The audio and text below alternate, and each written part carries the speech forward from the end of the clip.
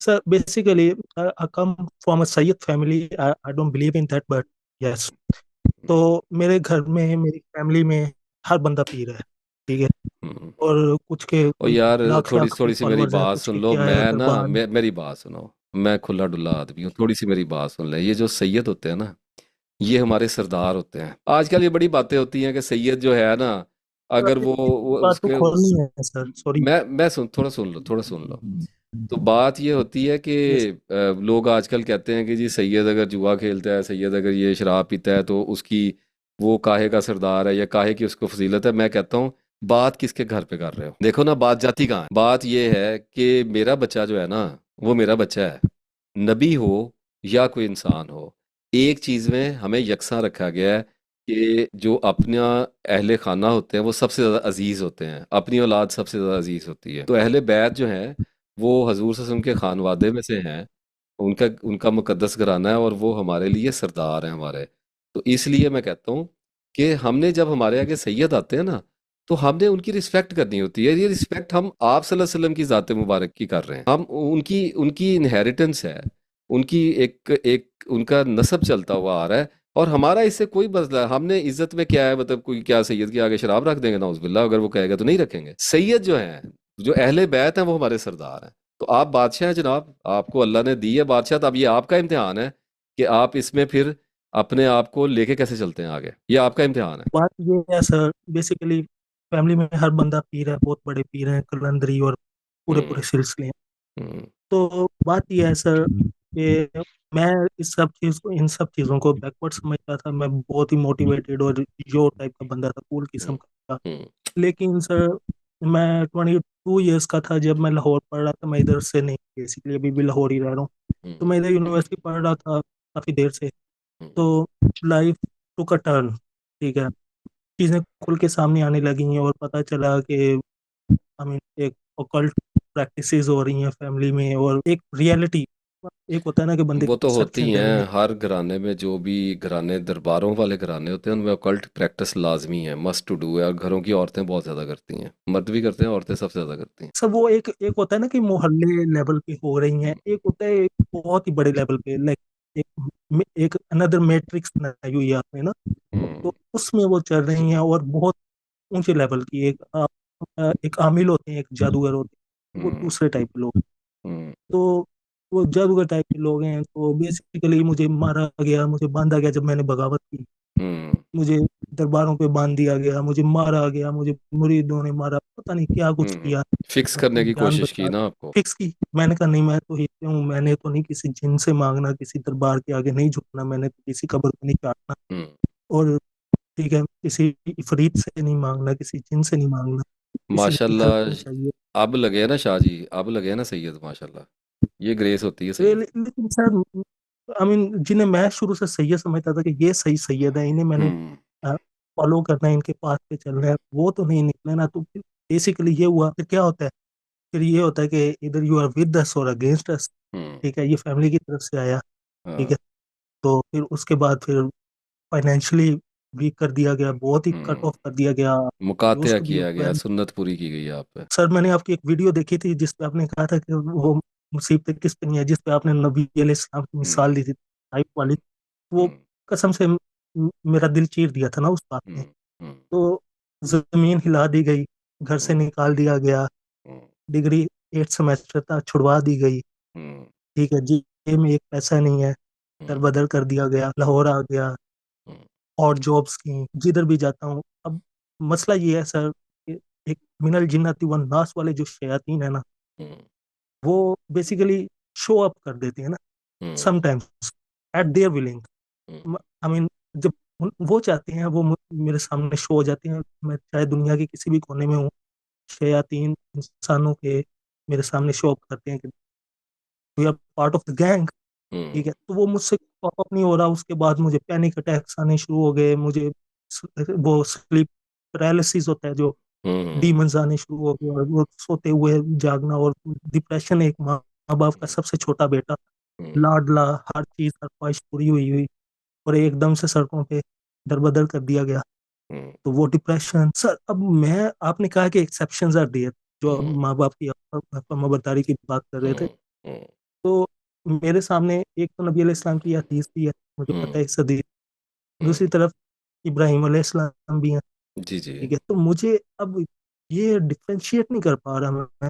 और हम्म। मैंने कभी इतना, मतलब कि ऑडेसिटी नहीं आई मेरे अंदर कि मैं किसी के साथ ये शेयर भी कर दूं, क्योंकि हम्म। लोग उस इंटेलेक्ट लेवल पे या उस लेवल पे सोचते ही नहीं है, वो बात ही नहीं करते। मुल्ला के पास जाओ, वो फतवे लगा देगा।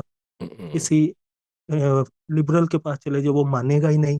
हम्म। मतलब मैं साइकेट्रिस्ट के पास गया, वो कहता है ये क्या चीज़ होती है, कुछ नहीं होता। हम्म। ठीक। फिर बंदा किधर जाए? फिर वही तन्हाई, हम्म। कमरों में बंद, हम्म। बैक ऑफ कर लिया लाइफ से, हर चीज छोड़ दी, जॉब्स पे जाता हूँ, तंग होता हूँ, हम्म। कुछ भी नहीं कर पाता ना। तो अब बस सर्वाइवल चल रहा है, जैसे भी चल रहा है। अल्लाह ताला ने कहा है, पालने वाला तो वो है, बस पाल रहा है वो। हम्म। नहीं समझ नहीं, आ रही क्या आपका करना है, आपके पेरेंट्स के साथ रब्ता नहीं है पता आपका? नहीं है। तब वो पता क्या कहते हैं, वो कहते हैं इधर यू आर विद अस और अगेंस्ट अस। मैं 3 महीने बाद, 4 महीने बाद कॉल करता हूँ, मैं कहता हूँ मुझे अब समझ आई है। ठीक है, मैं अब 27 का हो गया हूँ, 5 साल हो गए हैं। हम्म। ठीक है, अब तो मैंने आपकी खिदमत करनी थी। हम्म। ठीक है, हक अदा करना था। हम्म। अब आप अब आप करवाते नहीं हैं। जब हम्म। समझ आई है, जब अल्लाह ताला ने हिदायत की थोड़ी सी रोशनी दी है, तब वो बात नहीं करते। 3-4 महीने बाद कॉल करता हूँ, वो कहते हैं तू आ, घर आ जा। घर जाता हूँ, वही चीजें, वही ड्रामे, वही डराने की कोशिश, तेरे खाने में ये डाल दिया हमने, मतलब कुछ डाल दिया है। हम्म। खुद कहते हैं, मतलब कि वो जादू पे बड़ा बिलीफ सिस्टम है उनका ना। तो हम्म। मैं इसे हक समझता हूँ, क्योंकि वो तबा मातत आती। हम्म। तो इसलिए मैं, मतलब कि, और उन्होंने मुझे, मतलब कि अगर मेरे वालिद को या मेरे खानदान वालों को कोई भी अगर बंदा देख ले और उनके, I mean, quote and quote करामात उनकी देख ले, तो वो हम्म। फैन हो जाएगा। हमारे मुआशरे में ये चीजें इसीलिए इतनी पीरी मुरीदी है, क्योंकि लोग देखते हैं, रियलिटी देखते हैं चीजें। हम्म। ठीक है, और फिर उनके फैन हो जाते हैं। और मेरे हम्म। वालिद के पास जो जो चीजें थी, जो जो वो चीजें कर सकते थे, अगर कोई आम बंदा देखेगा हम्म। तो वो उनका फैन हो जाएगा। हम्म। लेकिन मुझे उनकी रियलिटी पता थी हम्म। कि where this is coming from. Hmm. ठीक है, क्या हम्म। चीजें हैं, मतलब कि हम्म। अगर सीएमएच में एडमिट हुए हैं, तो एक आर्मी जनरल आ रहा है हम्म। प्रोटोकॉल देने, तो हम्म। इस टाइप की। हम्म। ठीक है, तो लेकिन मुझे पता था कि इनकी जो नस है, इनकी जो बेस है, वो किधर हम्म। है। हम्म। ठीक है, एक बेस हर चीज की होती है ना, कि एक ये है जी, मैं तो ईद की बेस पे बनाता हूँ ये सब चीज। हम्म। हम्म। वो तो हमारी, ये तो दुनिया है ही मुशक्कत। हम्म। इसमें तो अदरवाइज फिर आपको शैतान हो, फिर मुझे ऑफरिंग्स, हम्म। दुनिया की ऑफर, लड़कियों की ऑफर, हर चीज हम्म। की ऑफर। अब मैं हम्म। क्या करूं, मुझे समझ नहीं आ रही। नहीं नहीं, कुछ भी नहीं। इसलिए देखो, बात सुनो, जंग तो बहुत बड़ी लड़ रहे हो। और मैंने जब एक्सेप्शंस की बात की थी, तो मैंने उन पे, आपको याद होगा, अभी थोड़ी देर पहले तो बात हुई है, मैंने कहा था मुझ पे फतवे ना लग जाएं। मैं डरता नहीं हूँ, लेकिन मैं बात को उलझाना नहीं चाहता, मैं यूटिलाइज करना चाह रहा हूँ अपने वक्त को। बात ये होती है कि पहली एक्सेप्शन तो मैंने ये रखी थी, अब सुन ही लो मेरे से। पहली एक्सेप्शन तो मैंने ये रखी थी कि बाज़ औक़ात क्राइम ऐसा हो जाता है कि हमें माँ बाप के अगेंस्ट जाना पड़ता है। वो सिंपल सी बात हम हल कर देते हैं। हमें अल्लाह ने कहा है ना कि अगर हक के खिलाफ खड़े हों तो फिर उनका कहा ना मानना। ठीक है। लेकिन उसमें भी हुस्न सलूक का तो हमें हुक्म है ही है। उसमें यह है कि एक मखसूस मुद्दत तक आपको अब अकेले रहना होगा और अपने आप को रीबिल्ड करना होगा, अपनी स्ट्रगल करनी होगी। और उसके बाद एक वक्त आएगा आपके ऊपर जब अल्लाह ताला आपको दिखाएगा कि आपने जो किया था वो फ्रूट लेके आ रहा है, उसके रिवार्ड्स आ रहे हैं। और वो चीज़ें लेके चलनी पड़ेंगी, तस्वीर करनी पड़ेगी अपने आप को। देखो, अब बात ये कि इतना दबाव, जब इतनी बड़ी जंग लड़ी है, तो फिर मेरी जान हारना मना होता है। बात समझ रहे सर, हो? यही, ये तो ऑप्शन ही नहीं है। अल्लाह ताला, अल्लाह इज माई ओनली ऑप्शन। हाँ, मेरी अल्लाह इज़ जरूरत योर अल्लाह है। ओनली ऑप्शन, लेकिन एक बात याद रखो, we are not prophets my dear. We are not prophets, we are common people. तो मसलहत, तदब्बर, हिकमत अमली, स्ट्रेटजी और पसपाई जो होती है ना, वो शिकस्त नहीं होती है। और ख़ास तौर पे माँ बाप के सामने तो खामोशी जो है वो एक बहुत बड़ा वेपन है। ज़्यादा फ्रंट पे आने की ज़रूरत नहीं होती है। जब आपको लगता है, मैंने अभी बताया ना, माँ बाप को समझाया नहीं जा सकता, तो अब उनके लिए दुआ कर सकते हैं, जैसे इब्राहीम अलैहिस्सलाम ने की और कहा कि एक मखसूस मुद्दत के लिए छोड़ दिया। तो अब बात यह है, वो प्रॉमिस तो दिया कि मैं आपके लिए दुआ करूंगा। तो आप दुआ करें, आप अपने घर में जाया करें, और जो भी आपको मिला मिलू के दिया जाता है उसकी आप फिक्र ना किया करें। आप अल्लाह के हवाले हैं, अल्लाह आपको रुसवा नहीं होने देगा, क्योंकि आप हक के साथ खड़े हैं। आपने एक ऐसी चीज़ पे इनकार किया है जो आपको पता है कि अल्लाह के खिलाफ जा रही है। तो अल्लाह आपका गार्डियन है ना माय डियर। आपका काम सिर्फ ये है कि आप जाएं, माँ बाप से जप्पी शप्पी डालने, उन्हें कहें जी बस मेरा कुछ आपको पता है आपसे इख्तलाफ हो गया, वो हो सकता है लेकिन आपकी इज्जत सर आंखों पे है, और वो पैसे नहीं देते, और जाहिर बात है वो आपको उसमें दिक करने की कोशिश करेंगे। और ये टनल में किया, टनल टनल किया जाता है हमें ना, थोड़ा सा दबाया जाता है, थोड़ा सा हमें थोड़ा ठीक करने की कोशिश की जाती है। और इस मामले पे फिर हमें, आपको पता है कि फिर एक आजमाइश का दौर तो इब्तला का गुजरना ही गुजरना होता है, उसमें चलना होता है। वो आप अपने सर्वाइवल मोड्स को देखो, जॉब पे आपको जाना चाहिए। और आप थोड़े से ना सेंसिटिव ज़्यादा हो रहे हो, मैं आपको एक बात बताऊं, थोड़ा सा आप चीज़ों को बहुत ज़्यादा, यानी आप यूं समझ लो कि दबाव पड़ रहा है आपके ऊपर। अब इस दबाव से बाहर आओ।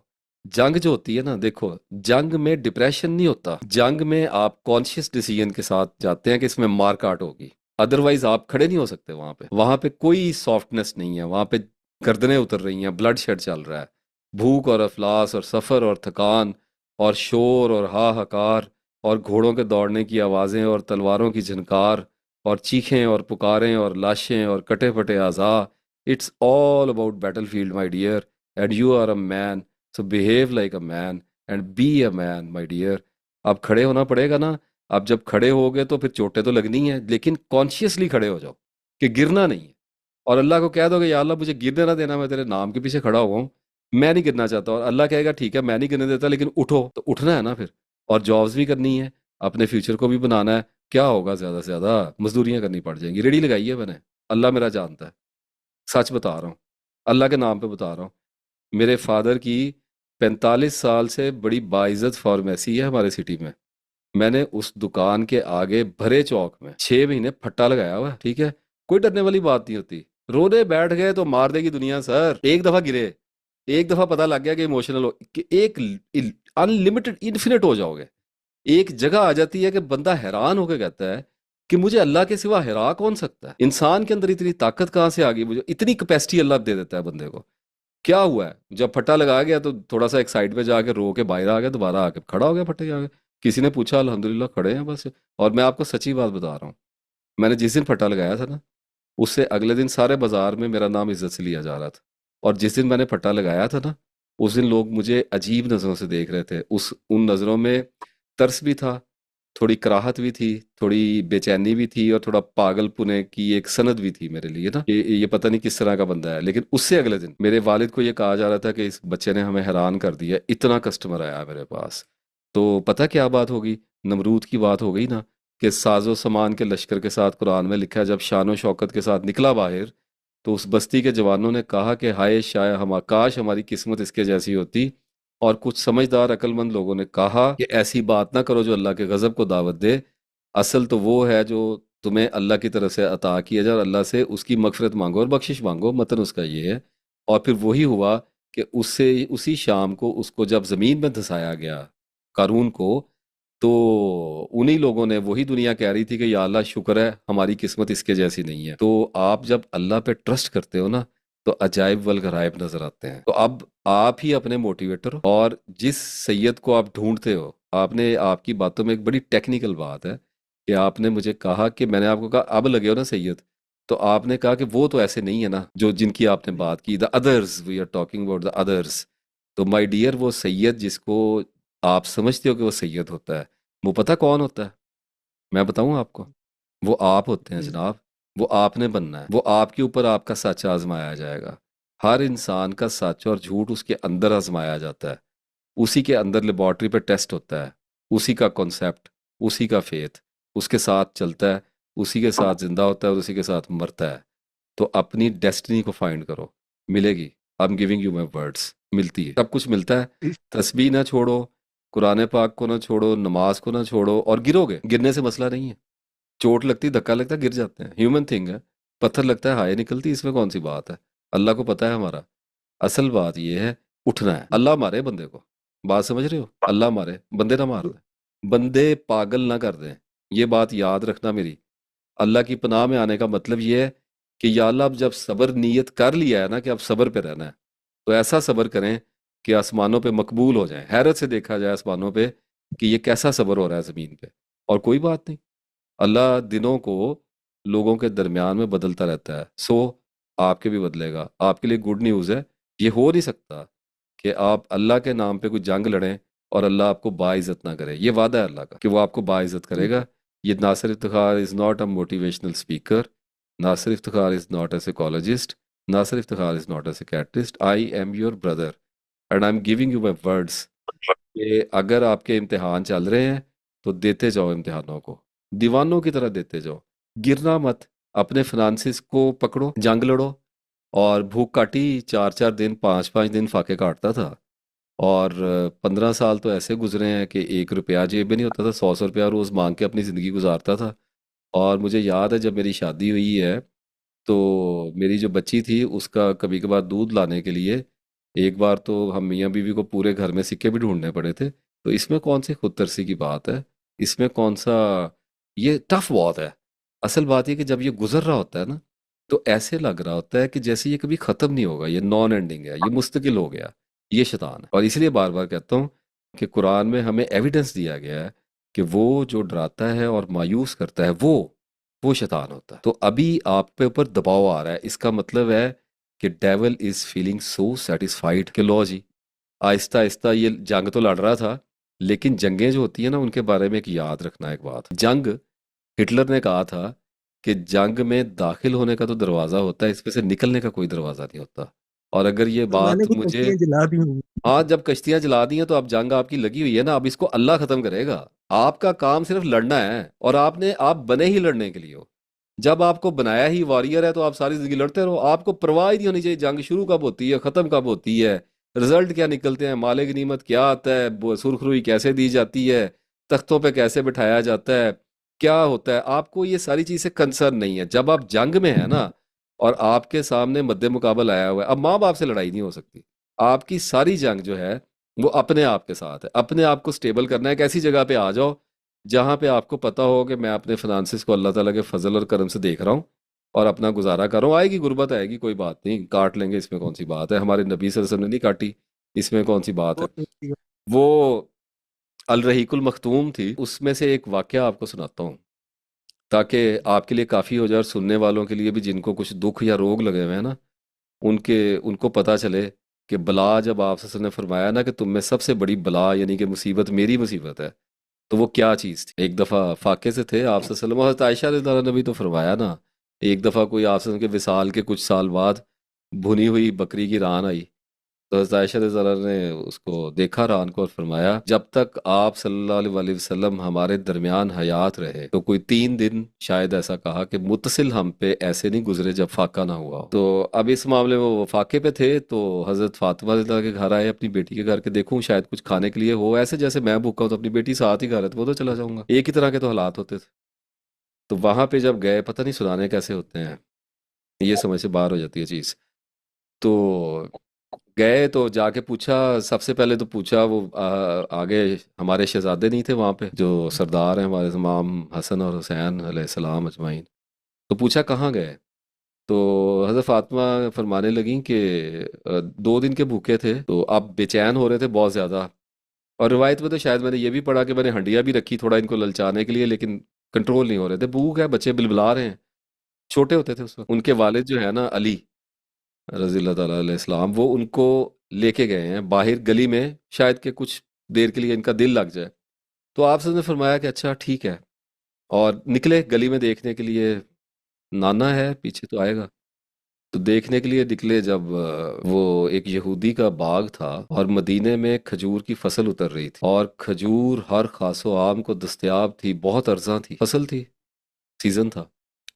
और एक यहूदी के बाग से खजूरें उतर रही थी और मजदूर बैठे हुए थे और वो टोकरे भर रहे थे, और जो गली सड़ी खजूरें, आधी कटी हुई, कुछ जली हुई, सड़ी हुई, खस्ता, उनको बड़ी तेजी से उठा उठा के साइड पे एक जगह पे मिट्टी पे फेंक रहे थे। और हज़रत अली रज़ी अल्लाह ताला अन्हो, हज़रत इमाम हुसैन रज़ी अल्लाह ताला अन्हो, हज़रत इमाम हसन रज़ी अल्लाह ताला अन्हो अलैहिस्सलाम अजमईन के साथ बैठे उन खजूरों को चुन चुन के साफ करके अपने बच्चों को खिला रहे थे। और हजूर सल्लल्लाहु अलैहि वसल्लम ने जाके सबसे पहले पता है क्या पूछा, इसलिए हम कहते हैं कि दो जहानों के सरदार हैं, इसलिए हम कहते हैं इतनी बुलंद अकल नहीं देखी, मुमकिन ही नहीं है। सबसे पहले ये पूछा कि इस मालिक से इजाज़त ली है, और हज़रत अली ने फरमाया कि जी मैंने पूछा था, इसने कहा हमारे किसी काम की नहीं है, ज़मीन पे पड़ी है क्या, किसी के काम की क्या है।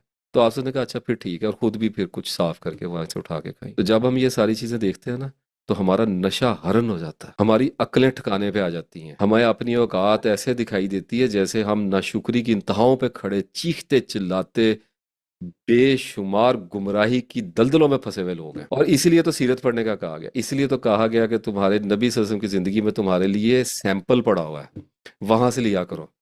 तो जब उलझ जाओ ना, ये जब फंस जाओ, जब दुबा दिए जाओ, जब गर्दन झुका दी जाए और आंसू टपकने लग जाएं, तो फिर प्रॉफिट सल्लल्लाहु अलैहि वसल्लम की लाइफ में जाया करो। आपको प्रॉफिट रिस्पॉन्ड करेंगे सल्लल्लाहु अलैहि वसल्लम, वो आपकी साइकी में है, हमारी नफ्सियात में बोलते हैं, जैसे अभी बोल रहे थे। प्रॉफिट मरते नहीं हैं, अल्लाह ने, वह खैर इस बहस में तो मैं नहीं जाता, फिर कुछ लोग कहने लग जाएंगे, लेकिन असल बात यह है कि जब भी आप प्रॉफिट की तरफ देखोगे ना, तो प्रॉफिट आपकी दाद रसी के लिए आएंगे, ज़रूर आएंगे, तो उनकी तरफ जाया करो। अल्लाह सारे मसले हल कर देगा, मेरी दुआएं